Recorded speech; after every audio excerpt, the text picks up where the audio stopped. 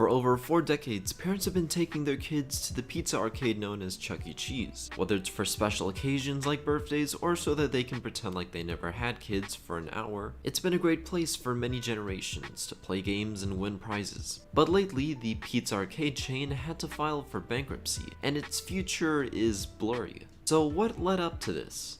Well, let's find out. You're watching the most exciting game you will ever see on your TV set. I probably am. It all started back in the 70s with no other than Atari founder Nolan Bushnell. He had an idea for expanding arcades to be more family friendly, and the Disney theme parks were one spark of his inspiration. The idea of combining a restaurant with an arcade seemed to fit. At first, the theater pizza arcade would have a coyote as the mascot, and the restaurant's name would be Coyote Pizza. But upon seeing the animatronic, Bushnell was surprised to find that his coyote was really a rat, which was a total accident. This is when he would change the name of the franchise to be Rick Rat's Pizza. It was later changed once more to be Chuck E. Cheese due to the marketing department. The first location would open in 1977 in California. A year later, when Bushnell wanted to open another location, Atari's parent company Warner Communication didn't agree. So Bushnell purchased the rights to Chuck E. Cheese for $500,000. By the end of 1979, Bushnell had 7 locations across California. He would then start to lease the brand to others in order to expand the number of locations. One of these investors being Robert Brock, from a management company named Topeka Inn. Little did Bushnell realize, but Brock had other ideas up his sleeve. Brock discovered an engineering company that could develop the animatronics better than Bushnell could.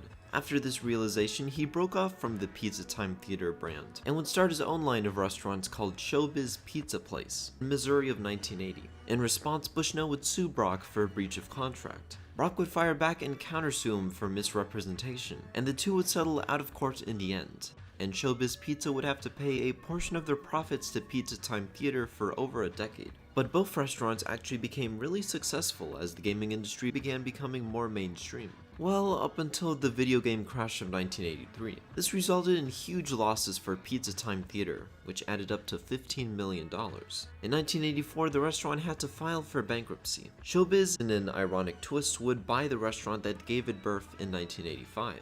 Ironically also, this would be the time when Nintendo would actually bring back the industry. The Showbiz brand would eventually change its name to Chuck E. Cheese in 1992 after its mascot became such a household name. 20 years later though, the brand began to struggle once more.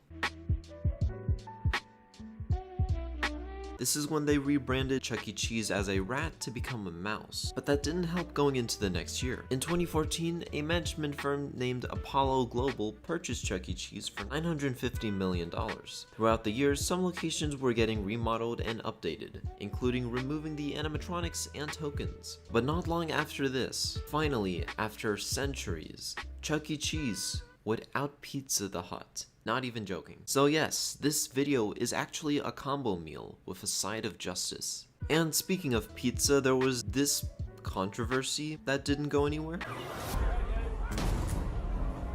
Oh no, what do we do? I'm so scared. Even though Chuck E. Cheese was becoming really successful over the years, in 2020, things would come to a halt for every business. Of course, I'm referring to the pandemic. At the beginning of the quarantine, all non-essential businesses were to close, including Chuck E. Cheese. Even though they're trying to deliver their pizza, they're still losing hundreds of millions of dollars, and over the years has accumulated over $1 billion worth of debt. Now recently, Chuck E. Cheese has opened with, of course, a lot of safety procedures, but I think it's pretty safe to say that many parents are not going to be taking their kids still to the location just to be safe. And because of this, Chuck E. Cheese's parent company filed for bankruptcy on June 25th of 2020. Already there have been some locations that have been closing down, but it's really hard to tell if the business will be able to recover. In the future, there will probably be more locations that will close down. It really depends on two things: when the pandemic will be over, and the public's perception about going into crowds in general. When I visited my location, it was basically empty. There was, like I said, a ton of safety procedures. I noticed employees constantly cleaning machines and the floors with some sort of sanitizer substance, but I think that parents are still gonna play it safe, which you can't blame them for.